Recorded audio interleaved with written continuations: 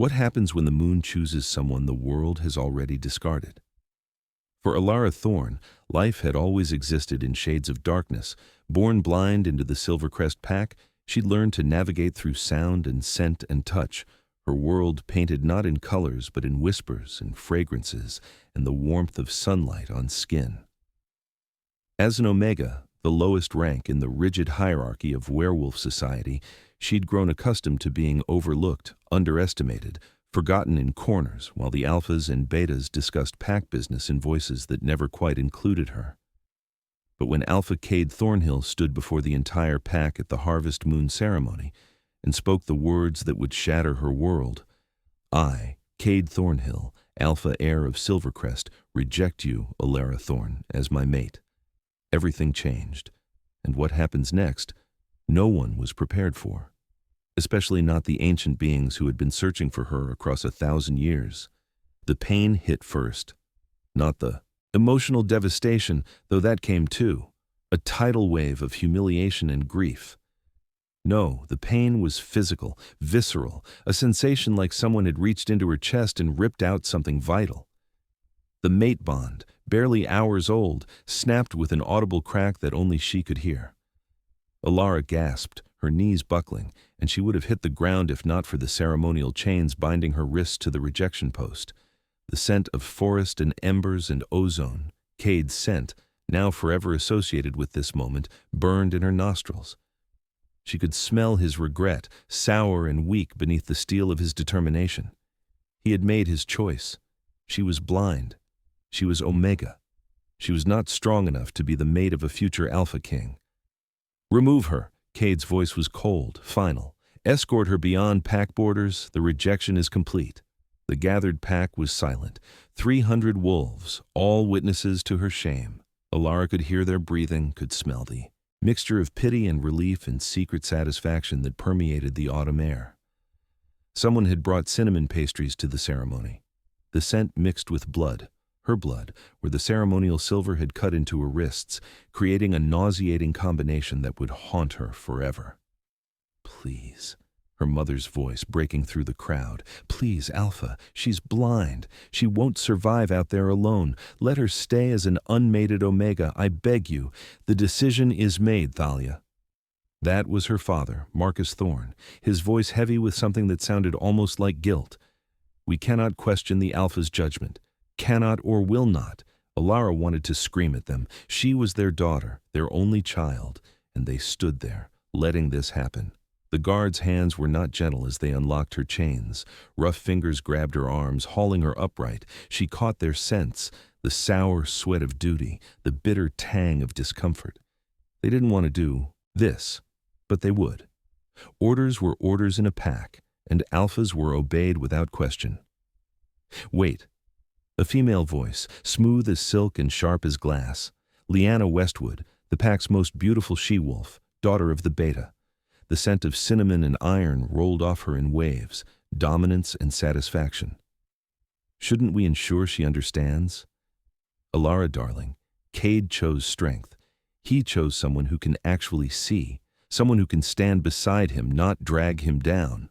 Surely even you can understand that." Laughter rippled through some of the younger wolves. Alara felt her face burn, but she lifted her chin.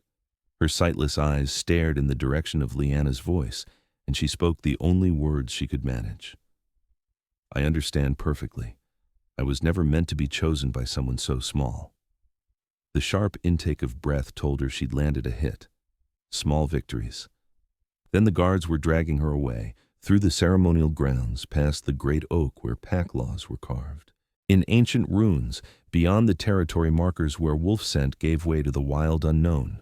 They didn't speak as they walked. The autumn evening was turning cold, and Alara could smell the coming storm on the wind, ozone and frost and the promise of snow. Finally, they stopped. One of the guards, the older one, whose scent carried notes of leather and tobacco, spoke quietly. "Miss Alara, I'm sorry.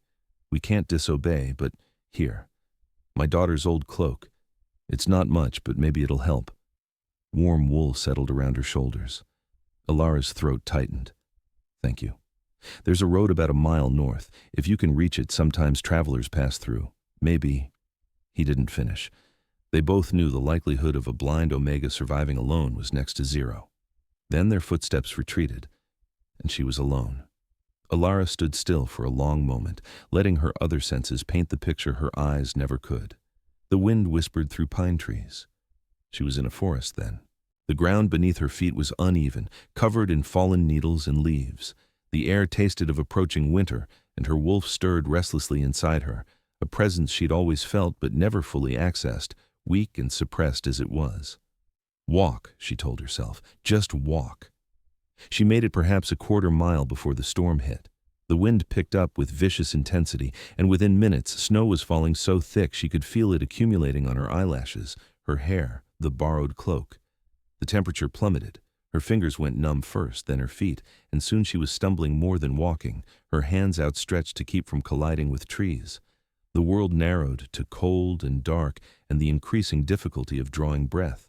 Her wolf whimpered inside her, frightened, weakening. I'm going to die out here, Alara realized with strange clarity.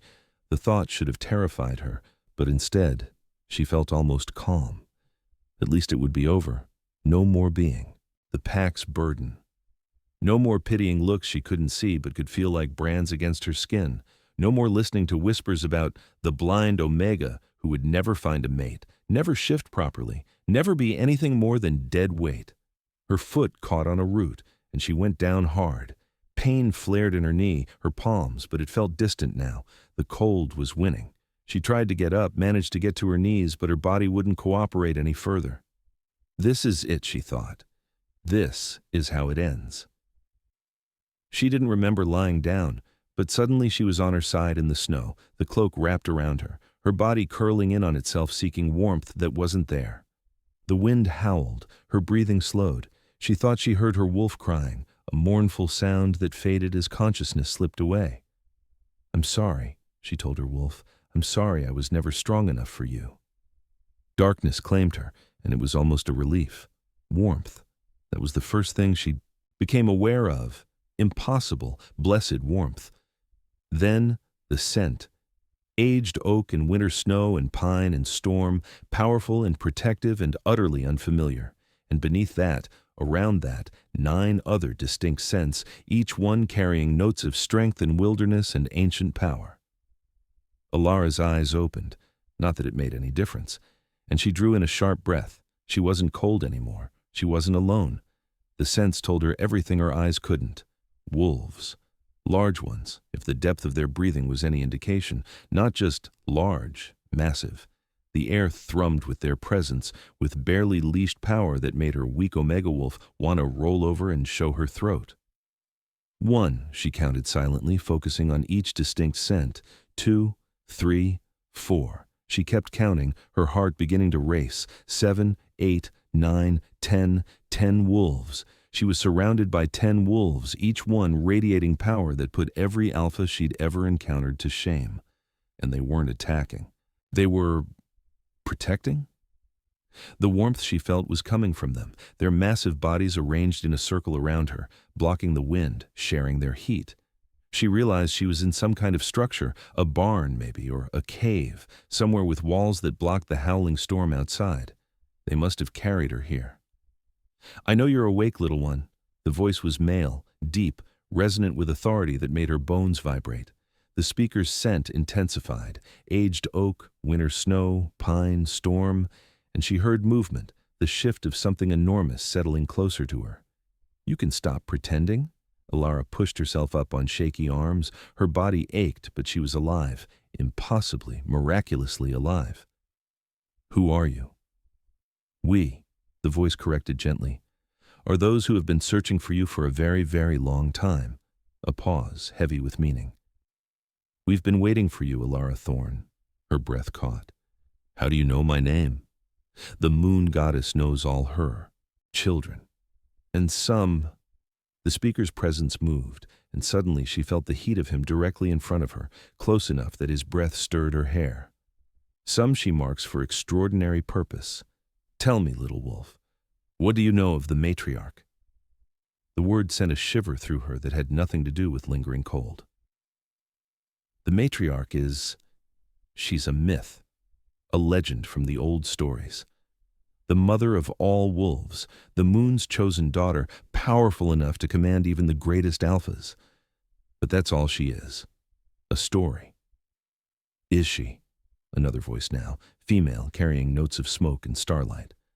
Or is it simply that those who might become her have always been found too soon by those who feared what they could be, what they would become? Alara's hand went to her chest, to the place where the mate bond had snapped just hours before. The pain was gone now, replaced by something else, a stirring, a waking, a presence inside her that felt both familiar and entirely new. I don't understand. You will. The first voice again. The leader, she was certain of that.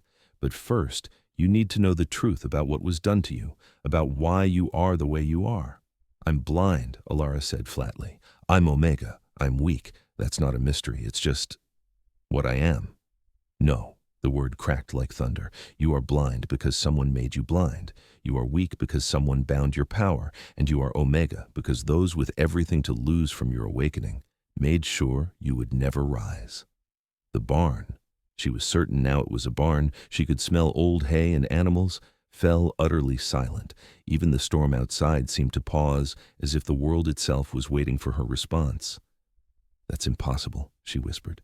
But even as she said it, something deep inside her, her wolf, stronger now than she'd ever felt it, said, Truth. He speaks truth. Your parents, the female voice said softly, loved you. Never doubt that, but they were afraid. When you were born during a blood moon, when the Pax oracle examined you and spoke of prophecy and power and destiny, they made a choice. They bound your sight. They suppressed your wolf. They dampened everything that would have made you extraordinary. Because extraordinary children attract extraordinary attention, and in a world where Pax war over power and ancient evils still lurk in the shadows, sometimes the greatest act of love is making your child invisible. Alara's hands were shaking. No, they wouldn't. They thought they were saving you. The leader's voice was surprisingly gentle. And perhaps in their own way, they were. But the moon goddess works in ways even the most careful parents cannot predict. The binding they placed on you required one thing to remain intact: the mate bond. As long as you were fated to be mated, as long as that bond remained a possibility, the binding would hold. Your power would sleep. You would remain hidden, safe, small. Understanding crashed over her like a wave. The rejection. The rejection, he confirmed. Your mate severed the bond. The binding required that bond. And when he broke it, a sound like satisfaction. Everything your parents so carefully locked away came flooding back. You should have died in that storm, little one. Instead, you were reborn. We felt the moment it happened, a surge of power that lit up the spirit realm like a beacon. The matriarch rises. After 1,000 years, she rises at last. Her wolf was howling inside her now, not in distress but in recognition, in fierce joy. Alara felt it, the stirring of something vast, something that had always been there but chained, smothered, forced into sleep. It was waking up. She was waking up. I felt you, the leader continued. We all did. The Shadow Guard, sworn by prophecy and bound by ancient oath to find and protect the matriarch when she finally emerged. 10 wolves, each chosen not by pack law but by the moon. Herself. I am Fenrir Blackthorn, and I have been searching for you for 3 centuries. 3 centuries. Alara's mind reeled. You're not... Human lifespans are brief, fragile things. Those blessed or cursed by the goddess live far longer, and some of us live until our purpose is fulfilled. His voice dropped, became intimate. My purpose is you, Alara. It has always been you. And now that I've found you, now that your power is awakening. She felt him shift, felt the change in the air that signaled a massive wolf bowing its head. I will never let you go. The words should have frightened her. Instead, they felt like a promise, like coming home. The prophecy, the female voice said, is ancient. It has been whispered in pack dens and sung by oracles and carved in ruins older than any living pack can remember. Would you like to hear it? Alara nodded, not trusting her voice. The female began to speak, and the other 8 wolves joined in, their voices blending in. Eerie harmony. When the blood moon rises and the rejected finds her voice, when the forgotten stands and the world has no choice, the matriarch will wake from her 1,000-year sleep. She will be strength and mercy, justice and deep. She will come when the packs have forgotten their way, when power serves only pride and wolves hunt their prey. She will rise with 10 shadows who follow her call, and even the mightiest Alpha before her will fall. The last word echoed in the barn, and Alara felt it resonate in her bones, in her soul, in the awakening power that was spreading through her like wildfire through dry grass. "I don't know how to be that," she whispered. "I don't know how to be anything. You're just discovering who you've always been." Fenrir's presence shifted, and suddenly she felt the brush of fur against her hand, massive, thick, softer than anything she'd ever touched. "Your wolf knows, Alara. She's been waiting so long. Let her out. Let her show you what you truly are." As if in response to his words, her wolf surged forward with unexpected strength. Alara gasped, clutching at her chest. I've never shifted properly. It always hurts. It never completes. Because you were bound. You're not anymore." His voice was steady, anchoring. "Trust her. Trust yourself." The shift began not with pain, but with a sense of rightness, of pieces finally falling into place after a lifetime of misalignment. Alara felt her bones flowing, not breaking, not snapping, but flowing like water taking new shape. Her spine elongated, powerful muscles developing where before there had been only human fragility. Her hands reformed, fingers spreading and curving into massive paws tipped with claws that gleamed silver, even in the darkness. Fur rippled across her skin, thick and soft and carrying a scent she'd never associated with herself before. Lavender and morning dew and wildflowers. Yes, but now shot through with moonlight and power and something that smelled like dawn breaking after the longest night. The transformation continued, and Alara realized with shock that she was still growing. Wolves averaged perhaps 200 pounds in their shifted forms, maybe 300 for a large alpha. She had already passed that, her body expanding with supernatural size and strength. 400 pounds, 500, 6. The barn suddenly felt smaller. When the shift completed, she stood on 4 legs that trembled with new power. And then, impossible, miraculous, she saw. Not with physical eyes, but with something deeper, something connected to the very essence of what she had become.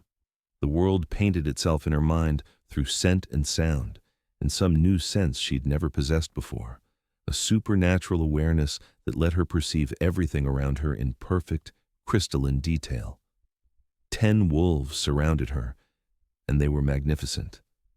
Fenrir stood directly before her, a wolf of such enormous size and bearing that he would make any alpha look like a pup.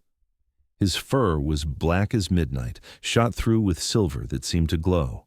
His eyes, she could see his eyes somehow, burning amber with hints of ancient knowledge, watched her with an expression that mingled pride and satisfaction, and something deeper, something that made her wolf rumble with interest.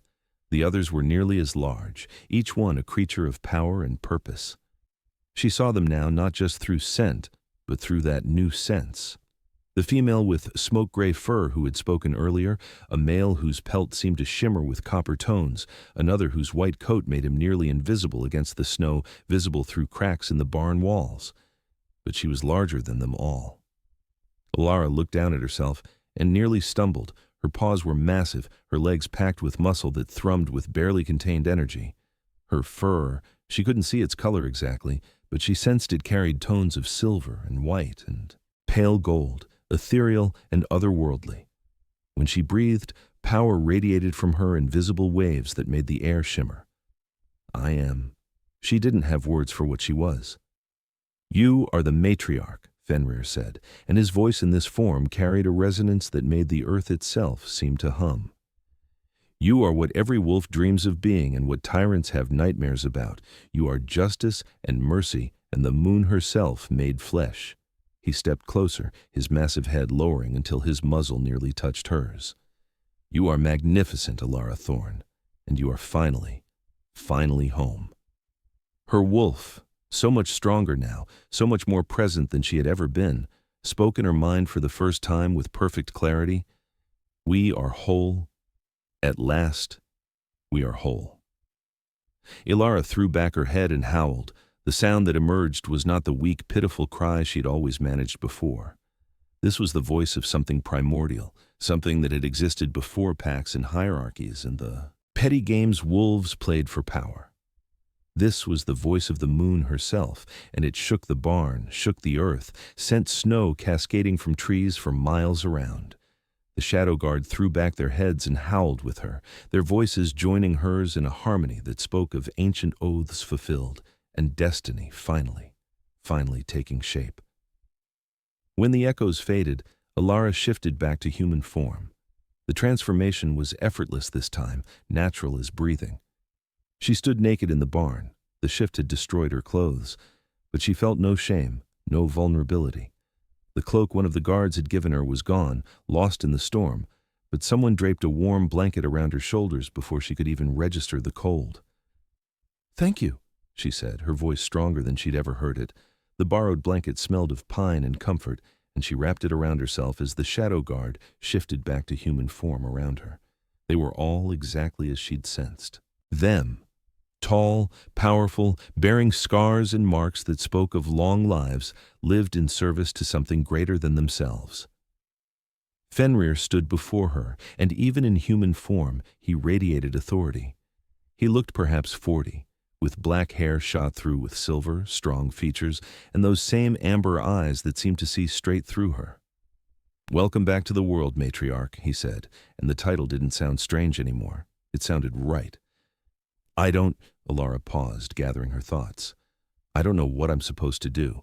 I don't know how to be this." "You learn." The female stepped forward. In human form, she looked perhaps 30, with long silver hair and sharp features that spoke of intelligence and wit.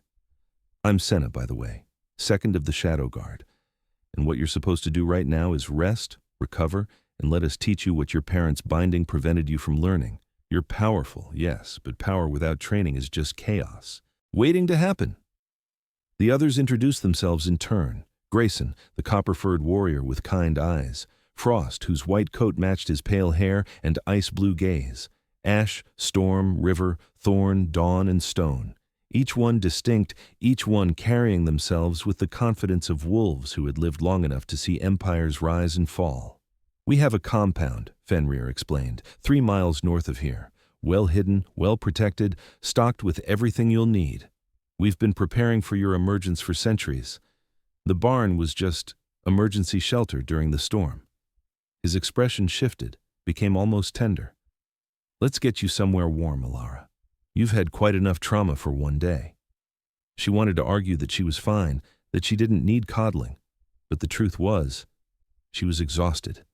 The awakening had taken something out of her, and the emotional whiplash of the last hours, rejection, near-death, transformation, was catching up fast. She nodded, and Fenrir smiled. "Good. Then let's go home." The compound was remarkable.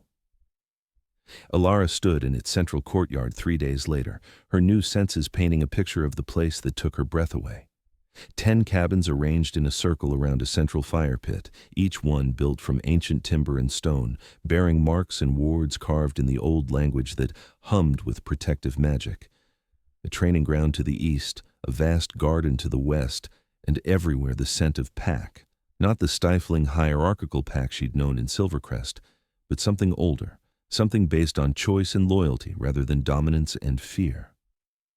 "You're getting better at that," Senna observed, watching as Ilara navigated the space without hesitation. "The sight beyond sight. It's a gift of the matriarch. You perceive not with eyes, but with the essence of your being. Nothing can truly be hidden from you." Ilara smiled. "It's strange. I spent my whole life blind, and now I can see more than I ever imagined. Not colors exactly, but everything else. Every detail, every person, every thread of power and life." She paused by the fire pit, letting her awareness expand. "There's someone at the northern border. A deer, grazing. And further out I can feel them, my old pack, still searching for something they don't even understand they lost." "They'll come eventually," Fenrir said, emerging from his cabin. He'd been giving her space the last few days, letting the others handle most of her training, but his presence was always there at the edge of her awareness, steady, protective, undeniably interested. Packs like Silvercrest don't let go easily, especially not when they realize they made a mistake. "Let them come." Alara's voice was calm, certain. "I'm not afraid anymore." The training had been intense. Senna taught her to control her shifting, to move from human to wolf, and back in seconds rather than minutes, to shift partially if needed, claws and fangs, in human form, human thought while remaining wolf. Grayson showed her combat techniques, ways to use her size and strength without becoming clumsy or slow. Frost demonstrated the art of tracking, of reading signs in earth and air that even other wolves missed. But it was Fenrir who taught her the most important lessons, the art of command, the exercise of power, not through force, but through will. She learned that her voice carried weight now, that when she spoke with intent, wolves listened. She learned to sense the bonds between packmates, to read emotions and loyalties and fears as clearly as if they were written in the air. And she learned that she had abilities beyond simple strength and speed. When Storm twisted his ankle during a training exercise, Alara instinctively reached out and felt the injury like it was her own. She placed her hand on his leg, and golden light flowed from her palm, knitting tendon and bone back together. Storm had stared at her in wonder, then bowed so low his forehead touched the ground. "Healing," Senna had explained. "The matriarch can heal, can take pain into herself and transmute it, but be careful. There are limits. Take too much and you'll hurt yourself beyond recovery." The days turned to weeks. Alara grew stronger, more confident, more certain of who and what she was. The Shadow Guard became her family in ways her birth pack never had. They laughed with her, challenged her, protected her, and treated her not as a burden, but as exactly what she was, their purpose, their queen, their reason for being. And Fenrir. Fenrir was something else entirely. She felt him before she heard him approach, that night near the end of her third week at the compound. She was sitting by the fire, watching the flames dance. She could see them somehow through her new senses, perceive their heat and light and movement in ways that transcended normal sight. The moon was nearly full overhead, and her wolf hummed with contentment beneath her skin. "You're troubled," Fenrir said, settling beside her on the log bench. His scent wrapped around her, aged oak, winter snow, pine, storm, and her wolf immediately perked up with interest. That had been happening more and more lately, her wolf responding to his presence with an eagerness that made Alara blush. "Not troubled," she said, "just thinking about what comes next. I can't hide here forever. Eventually, I need to face the world, face them. Silvercrest, among others." She turned toward him, and even though she couldn't see in the traditional sense, she felt his expression, serious, thoughtful, supportive. "I'm not the same person they rejected, Fenrir. I'm not that weak, blind Omega who let herself be dragged away without a fight. But I don't know what that means. Do I go back? Do I declare myself? Do I just let them wonder?" He was quiet for a long moment, then, "What does your wolf say?" Alara reached inward, touching that now vibrant presence. Her wolf rumbled, showing her images and impressions, the ceremony, the rejection, Cade's face as he spoke those terrible words, and then other images, herself standing tall, power radiating from every pore, making those who had dismissed her understand exactly what they'd lost. Not revenge, exactly. Justice. Truth. "She wants them to know," Alara said slowly. "She wants them to understand that they didn't reject some worthless Omega. They rejected the matriarch. They rejected the moon's chosen, and that choice, it has consequences." Fenrir's hand found hers in the darkness, his fingers warm and strong. "Then that's what we'll do. When you're ready. When you feel certain. We'll go back and you'll show them what they threw away." His thumb brushed across her knuckles. "And Alara, the moon doesn't make mistakes. That mate bond was never meant to be. Cade rejected you because he was never worthy of you. The bond you're meant to have."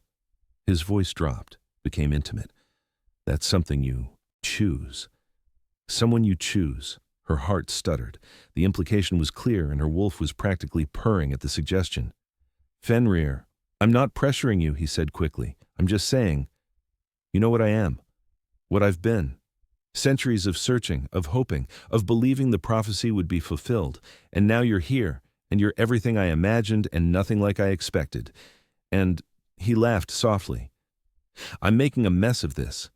What I'm trying to say is that when you're ready, if you ever want to choose someone to stand beside you, I would consider it the greatest honor of my very long life." Alara sat in silence, her mind racing. She'd never been courted, never been desired, never been anything other than a burden or a disappointment. And now this powerful, ancient warrior was offering her, what? His heart? His loyalty? Both? "I don't know what I want yet," she said honestly. "Everything is still so new. But Fenrir," she squeezed his hand, "thank you for finding me, for protecting me, for giving me the space to figure out who I am before asking me to decide what I want." "Always," he murmured, then lighter. "Though I should warn you, the others are placing bets on how long I can maintain my noble restraint. Grayson thinks I'll crack within the month." She laughed, genuinely surprised. "Really?" "Really. Senna told him he's an idiot, that obviously you'd be the one to make the first move, because you're bold and decisive, and I'm a love-struck fool who's going to agonize about proper timing until we're both old and gray." He paused. "Well, older and grayer in my case. I like Senna," Alara said, grinning. "She's smart." Fenrir groaned, and Alara laughed again, and the moment felt perfect, easy and natural, and hinting at possibilities that made her pulse quicken. But all perfect moments end, and this one ended with Frost's voice cutting across the compound. "Fenrir! We have visitors! Enemy scouts on the southern border." Every trace of lightness vanished from Fenrir's demeanor. He was on his feet in an instant, his body already shifting into combat readiness. "How many?" "2 young males wearing Silvercrest colors." Frost materialized from the shadows, his expression grim. "They found our trails. They're reporting back right now." Alara stood, her wolf already pushing forward. "Then we don't have much time. If they tell the pack I'm here, Cade will come, and he won't come alone." "Let him," Fenrir growled. "Let them all come. They'll learn what it means to threaten the matriarch." "No." Alara's voice cracked with authority that surprised even her. "Not here. This is our home, our sanctuary. I won't let them defile it with violence." She turned, and even without sight, she knew exactly where each member of the Shadow Guard was. They'd gathered at the first sign of trouble, ready to defend their home and their queen. "If Silvercrest wants to see me, then that's what they'll get. But on my terms, in a place of my choosing, where everyone can witness what happens when you reject the moon's chosen." Senna's smile was sharp. "Where did you have in mind?" Alara thought back to everything she'd learned about pack politics, about hierarchies and challenges and the laws that governed werewolf society. The gathering grounds, neutral territory protected by ancient law. If I call them there, if I challenge Cade publicly. She smiled, and it wasn't entirely kind. "He'll have no choice but to answer. Pride won't let him do otherwise." "A formal challenge," Grayson breathed, "in front of witnesses from every neighboring pack. Matriarch, that's brilliant. If he loses, his entire authority crumbles." "He will lose," Fenrir said with absolute certainty. "The only question is how badly you want to humiliate him." Alara considered. Her wolf wanted blood, wanted revenge, wanted to make Cade regret every choice that had led to that moment at the rejection post. But something deeper, something that felt like wisdom, like the weight of her new role, whispered caution. "I want justice. I want truth. I want every pack that hears about this to understand that the old ways, using omegas as bargaining chips, treating strength as the only virtue, rejecting mates based on weakness, those ways are over. A new age is beginning." She lifted her chin. "And I am that age." The Shadow Guard dropped to their knees as one, fists pressed to their hearts. "Matriarch," they said in unison, and the word resonated with power and promise. The gathering grounds lay in the exact center of werewolf territory, a massive clearing surrounded by ancient stones that predated any living pack. It was here that disputes were settled, alliances were forged, and challenges were issued before the watching eyes of the moon goddess herself. Pack law dictated that any wolf could call a gathering, but few did. The shame of losing here was absolute and eternal. Alara stood at the center of the clearing, the shadow guard arranged in a protective circle around her. It was noon, the sun high overhead, and she could feel the heat of it on her skin, could sense the way light played across the ancient stones. Her new senses painted everything in exquisite detail, the scent of old blood and older magic, the whisper of wind through grass, the nervous energy of the wolves who had begun to gather at the clearing's edge. Word had spread fast. When the matriarch called a gathering, the packs came. She could sense them arriving. Silvercrest, of course, bringing at least 20 wolves, including Cade himself. But others too, representatives from Darkwood and Iron Ridge, scouts from the Eastern Territories, even a few lone wolves and rogues drawn by curiosity. "Quite the crowd," Senna murmured, standing just behind Alara's right shoulder. "You've made an impression." "Good." Alara's voice was calm, certain. She wore simple clothes, leather pants, a fitted shirt, boots designed for fighting. Her hair was unbound, falling in waves down her back, and she'd allowed Senna to mark her forehead with silver paint in ancient symbols that declared her status. "I am matriarch. I'm the moon's chosen. Challenge me at your peril." Fenrir stood at her left shoulder, and his presence was a comfort and a promise. Whatever happened here, she wouldn't face it alone. The last of the wolves filtered in, and then Cade stepped into the clearing. He looked exactly as she remembered him, tall, broad-shouldered, handsome in the way that alphas typically were. His scent hit her like a slap, forest and embers and ozone and steel, now mixed with confusion and anger, and beneath it all, threads of regret. He wore formal ceremonial armor, bronze plates over black leather, and his beta, Marcus Thornhill, the pack's second, walked 2 steps behind him. I received your summons," Cade said, his voice carrying across the clearing. His eyes found her, and she watched them widen slightly. She wondered what he saw. Probably not the weak, blind Omega he'd rejected. This version of Alara stood straight and tall, power radiating from every pore, surrounded by warriors whose presence spoke of ancient oaths and supernatural strength. "Alara, you're alive." "Surprised?" She kept her tone light, almost amused. "Did you think I'd simply die out there? How convenient that would have been." His jaw tightened. "I'm glad you survived, truly. But I don't understand why you called this gathering. The rejection is final. The bond is severed. What more is there to say?" "Oh, Cade," Alara smiled, and several wolves at the clearing's edge took an instinctive step back. "You broke more than a bond when you rejected me. You broke something far more important. And now," she spread her arms, addressing not just him but every wolf present, "now you all need to understand exactly what was lost." "Alara, please," a female voice called out, her mother Thalia stepping forward from the Silvercrest group. Her father Marcus was beside her, both of them radiating guilt and fear. "Please, we need to tell you—" "I know what you did." Alara's voice cracked across the clearing like a whip. "I know about the binding. I know you suppressed my power, my sight, my wolf. I know you did it out of fear, out of love, out of a desire to keep me safe." She paused. "And I know the rejection shattered your carefully constructed prison." Gasps rippled through the crowd. Cade looked between Alara and her parents, confusion clear on his face. "What binding? What are you talking about?" "Tell them," Alara said to her parents. "Tell everyone what you did." Thalia's eyes filled with tears, but she stepped forward, her voice breaking. "When Alara was born during the blood moon, the oracle examined her. She said," Thalia drew a shaky breath, "she said Alara would be powerful beyond measure, that she would challenge the old ways, that alphas would fear her, that danger would come for her. We were terrified, so we hired a witch to bind her power, to make her blind, to suppress her wolf, to ensure she would never attract attention. We thought we were protecting her." "You thought you were protecting yourselves." Fenrir's voice was cold, lethal. "You bound the matriarch because you feared what her power would mean for your comfortable little lives." Matriarch. Cade's expression shifted from confusion to shock. That's impossible. The matriarch is a myth. Is she? Alara took a step forward. Tell me, Cade, does a myth make you want to bare your throat and submit? Does a legend make your wolf whimper in recognition? Another step. You felt it when you rejected me, didn't you? That moment when something shifted in the air, when the bond snapped and power flooded back into me? Your wolf knew.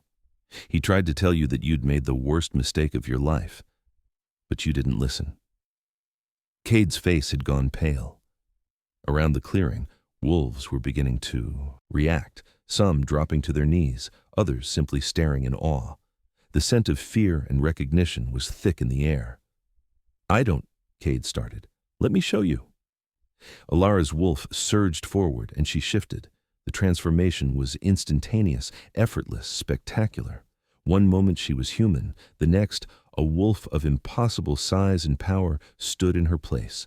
The crowd gasped and cried out. Several wolves involuntarily shifted in response, their wolves demanding they submit to the presence before them. Alara, the matriarch, stood easily 8 feet tall at the shoulder, larger than any alpha had ever been. Her fur shimmered with silver and white and pale gold, and her eyes, visible now even to normal sight, glowed with ethereal light. Power radiated from her in waves that made the ancient stones around the clearing hum in resonance. She threw back her head and howled, and the sound was the voice of the moon itself. Every wolf in the clearing, every single one, including Cade, either dropped to their knees or shifted and showed their throats. It wasn't a choice. It was instinct, the deep recognition of something primal and ancient and undeniable. Even the Shadow Guard, who had seen her power before, trembled with the force of it. When the echoes faded, Alara shifted back. She stood naked in the clearing for a moment before Senna draped a cloak around her shoulders. They'd prepared for this, of course. Alara fastened it and surveyed the kneeling crowd. I am the matriarch, she said simply. The moon's chosen daughter, the mother of all wolves, the judge of packs and arbiter of justice. I have been sleeping for 1,000 years, kept dormant by well-meaning parents and hidden in plain sight. But the moment you rejected me, Cade Thornhill. She focused on him, on his trembling form still kneeling in the dirt. You woke me up. You freed me from my prison. And now I'm here to tell you that the old ways are ending. She walked forward until she stood, directly in front of him. Look at me. He raised his head and she watched his eyes widen further. Whatever he saw in her expression made him flinch. I could kill you, Alara said conversationally, for the humiliation, for the pain, for the casual cruelty of what you did. Pack law would allow it, the moon would forgive it, every wolf here would understand it. Matriarch, Cade's voice was hoarse. I'm sorry, I didn't know. If I had known, you would have what? Still rejected me because I was blind. She crouched down so they were face to face. That's the thing, Cade. You rejected me not because you couldn't feel the bond. You could. You rejected me because I wasn't strong enough, wasn't pretty enough, wasn't valuable enough to be worth the inconvenience. You chose power and status over destiny and love, and that choice, she straightened, that choice reveals everything about who you are. Before Cade could respond, a female voice cut through the clearing. Matriarch, let me prove myself worthy of your mercy. Alara turned. Liana Westwood stepped forward, the beautiful she-wolf who had mocked Alara during the rejection. She wore fighting leathers, and her scent, cinnamon and iron, rolled off her in waves of aggression. Liana, don't, Cade started. Shut up, Liana snapped at him. You've done enough damage. She focused on Alara. You want to judge the old ways? Fine. But prove you're strong enough to enforce new ones. Fight me. If you're really the matriarch, it should be easy. And if you're not, she smiled, sharp and cruel, then we'll know you're just a blind Omega with delusions of grandeur. The clearing fell silent. Challenging the matriarch was suicidal, but if Alara refused, it would look like weakness. And if she accepted... Liana, no, Thalia cried. You don't understand what you're... I accept, Alara said calmly. She began to unfasten her cloak. But let's make this interesting. You want to fight the matriarch? Fine, but when you lose, and you will lose, you submit to my judgment. Completely. Understood? Liana's smile widened. When you lose, you leave these territories and never return. Deal? Deal. Senna caught Alara's cloak as it fell away. Don't hurt her too badly, she murmured. You need to make a point, not create a martyr. Alara nodded slightly, then walked to the center of the clearing. Liana followed, already beginning to shift. Her wolf form was impressive, a russet-colored she-wolf with sharp features and clear combat experience. She was probably an excellent fighter, strong and fast and skilled. She had absolutely no chance. Alara shifted, and once again gasps rang out at her size and power. Liana faltered for just a moment, the instinctive recognition that this was a terrible idea, but pride drove her forward. She lunged, teeth bared, going for Alara's throat in a classic killing move. Alara caught her mid-air with one massive paw. The fight, if it could even be called that, lasted approximately 3 seconds. Alara simply held Liana in the air, letting her struggle uselessly, and then placed her, almost gently, on the ground and stepped on her, pinning her completely, not hurting her, just holding her down like a parent might hold down an unruly puppy. Liana struggled, snarled, tried every trick she knew. Nothing worked. Alara's weight was immovable, her strength absolute. After perhaps 30 seconds of useless fighting, Liana went still, her body language screaming submission. Alara shifted back, still standing over Liana's wolf form. "Shift!" she commanded. Liana obeyed, returning to human form. She lay pinned beneath Alara's foot, naked and humiliated and utterly defeated. "You tried to take what wasn't yours," Alara said, her voice carrying to every corner of the clearing. "You mocked someone you perceived as weak. You celebrated their suffering. And when confronted with the truth of your mistake, you doubled down rather than accept responsibility." She paused. "But you're not beyond redemption. None of you are. That's the whole point." She stepped back, releasing Liana. "Here is my judgment. You will train with the Shadow Guard for 1 year. You will learn what real strength looks like. Not domination, but protection. Not cruelty, but discipline. And at the end of that year, if you've learned those lessons, you'll return to your pack not as a failure, but as someone better than you were." She looked around at the gathered wolves. "That's what the new age looks like. Growth, not punishment. Justice, not revenge." Liana stared up at her, tears streaming down her face. "I don't understand. I know what you tried." Alara's voice softened slightly. "And under the old ways, I would have killed you for it. But I'm trying to build something different, something better. So here's your choice. Accept my judgment, or leave these territories forever as agreed. Your choice." Liana looked toward Cade, toward Chiete, her father, toward the Silvercrest wolves.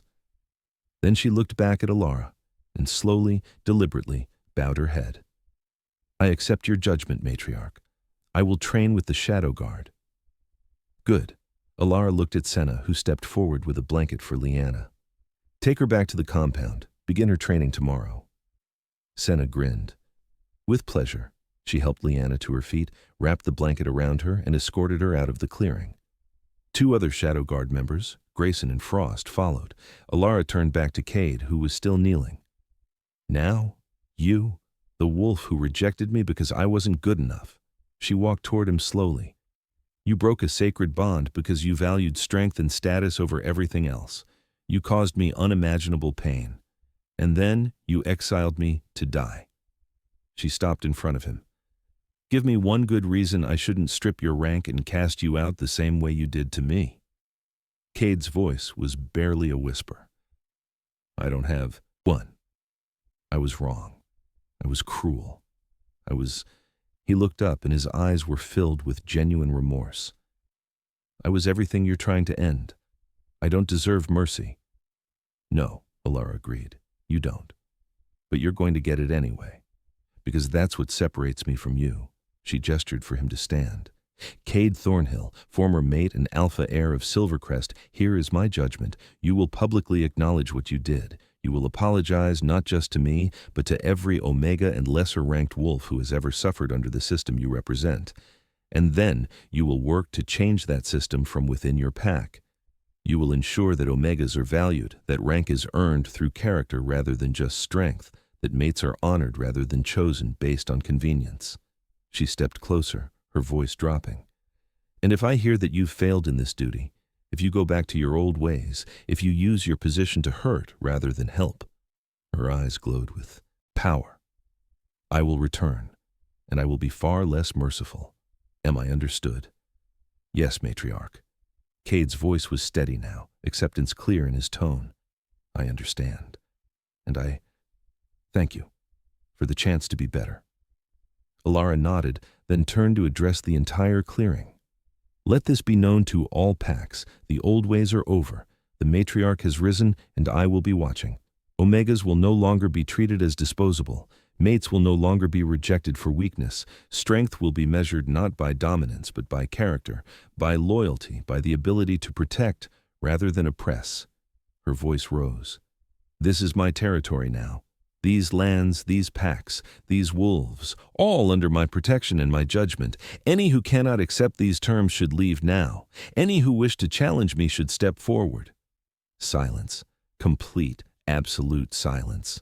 Then, as one, every wolf in the clearing, including Cade, including Silvercrest, including representatives from every pack, bowed their heads in submission. Matriarch, they said in unison, we submit to your judgment.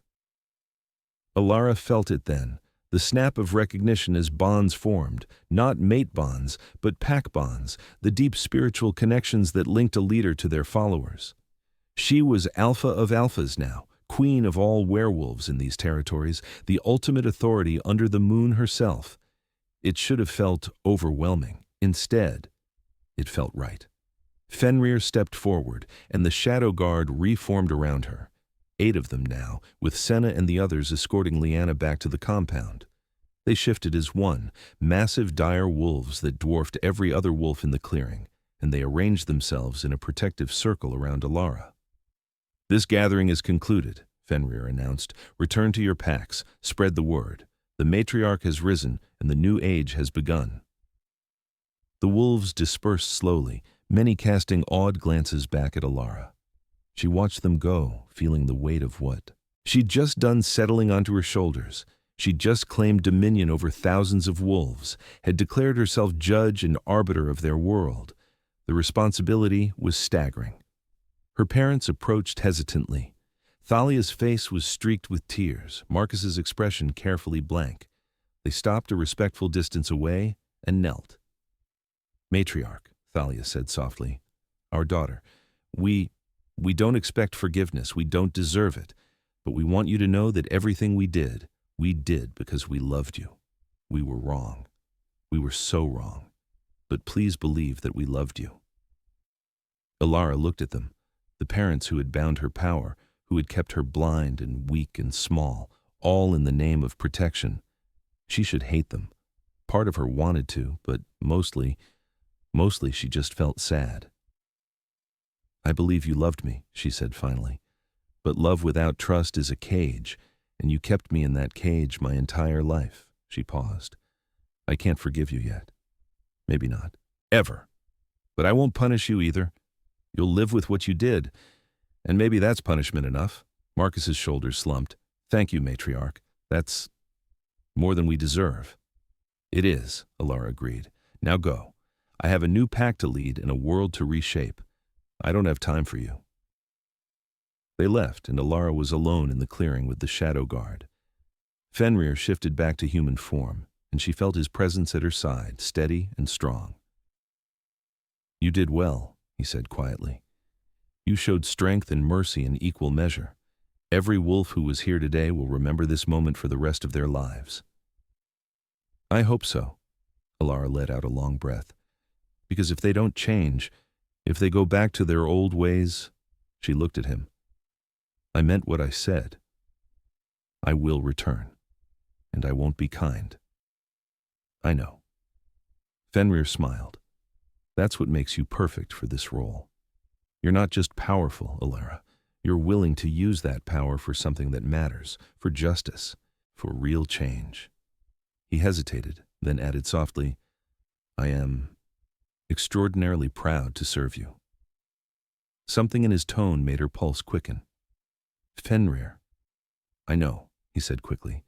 You're not ready. You need time. I understand. I needed you to know.